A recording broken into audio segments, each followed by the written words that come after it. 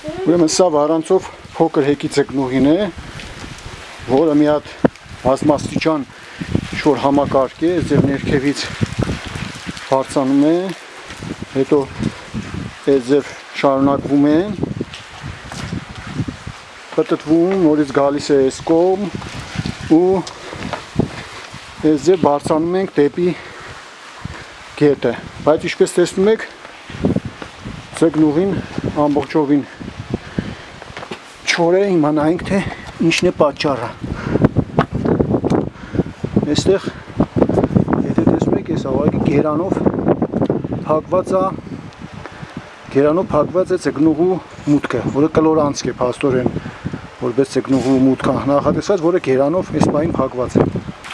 Էսա գետը վերևից գալիս է, ձև ուրեմն մտնում է